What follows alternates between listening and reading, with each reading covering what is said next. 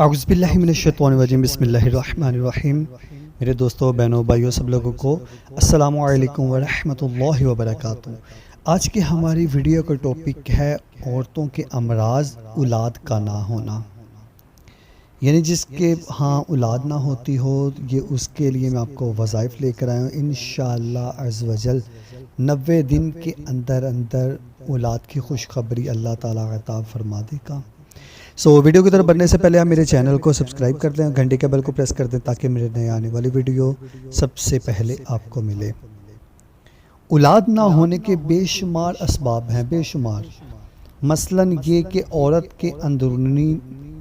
کے اندرونی نظام میں مرض واقع ہو جائے، یا مرد کے جرثومے نہ ہوں، یعنی کہ جو جراثیم ہوتے ہیں وہ نہ ہوں۔ اگر مرد اور عورت دونوں کی صحت ٹھیک ہے اور قرار یہ ایک حمل نہیں ہوتا، یہ آپ کو میں سکرین پر لکھ دیتا ہوں، آپ کو سمجھ لگ جائے گی۔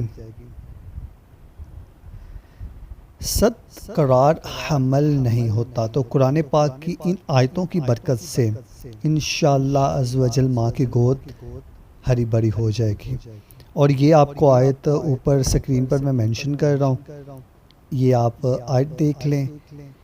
اور آپ نے اس وظائف کو کرنا کیسے ہے کہ عشاء کی نماز کے بعد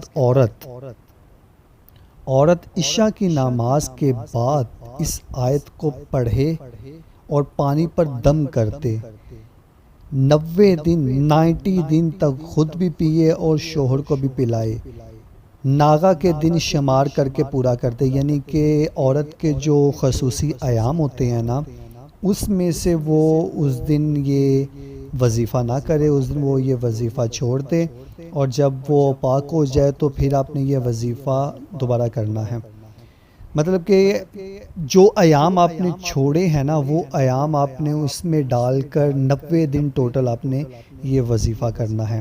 انشاءاللہ عز و جل اللہ کے حکم سے اللہ اولادے پیاری پیاری اولاد نرینہ عطا فرمائے گا۔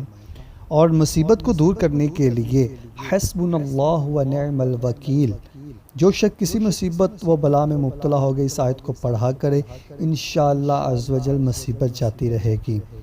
آیت ہے حسبنا اللہ و نعم الوکیل۔